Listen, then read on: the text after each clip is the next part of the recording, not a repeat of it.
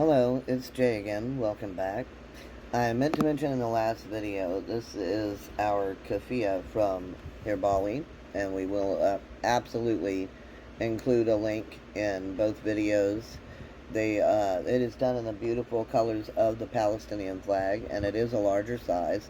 I'm only not wearing it right now because it is 85 degrees in here, and we have no air conditioning.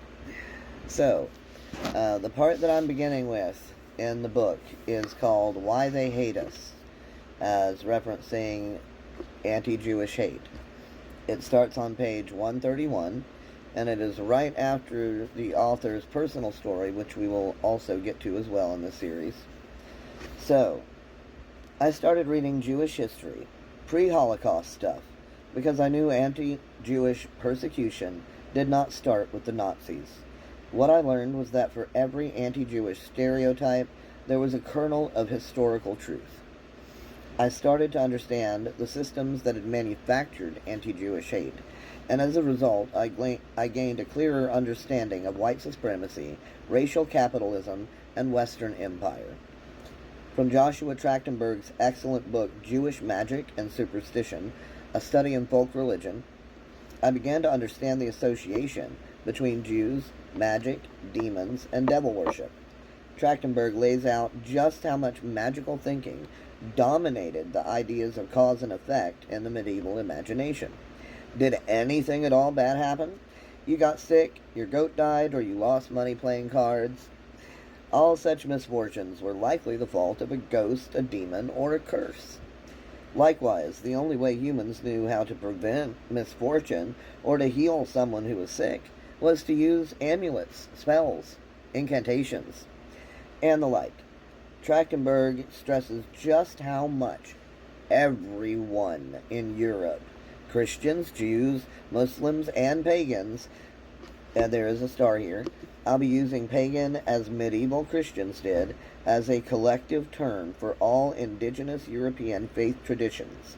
There was never one faith tradition that called itself pagan. Rather, Roman Christians coined this term to describe the many religious others within the empire that weren't Christians, Jews, or Muslims. Everyone in Europe thought like this in the Middle Ages. Everybody's religious leaders were wearing fancy outfits, chanting in ancient languages, burning incense, lighting candles, and using amulets to ward off evil. Christians just came up with a trick of calling this Mass when they did it, and black magic when anyone else did it. Christians concocted a story of a great cosmic battle between good and evil, which only they could win, and which Jews, pagans, Christian heretics, heretics was the word Roman Christian leaders used to describe anyone trying to follow Christ's teachings outside of their authority. And Muslims were on the side of evil.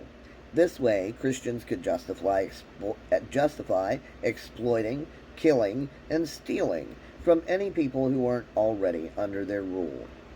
Everyone in Europe was either an evil emissary of Satan or already a Christian, and thus already tithing, which means donating 1/10 of one's income or produce, crops, goods, etc. Tithing to the church was mandatory throughout Christendom in the Middle Ages,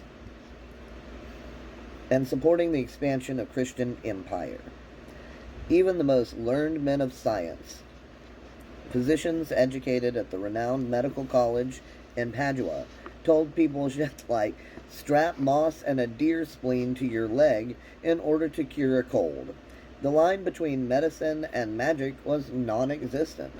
Thus, Jews' reputation for sorcery was one reason they were particularly sought after as physicians in Northern Europe.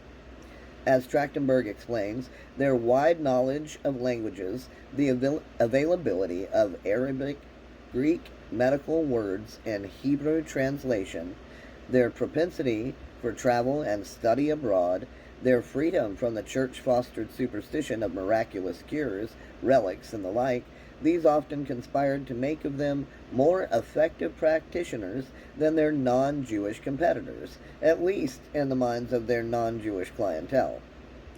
Treating Christians was a dangerous thing to do for a Jewish doctor, though, because if his ministrations were successful, he was a magician and might expect to be treated as such, with fear and respect. If he failed, he was a magician and could expect to be called upon to pay promptly for his crime. And in medieval Christendom, the payment for failing to heal a Christian client might involve a slow and painful death.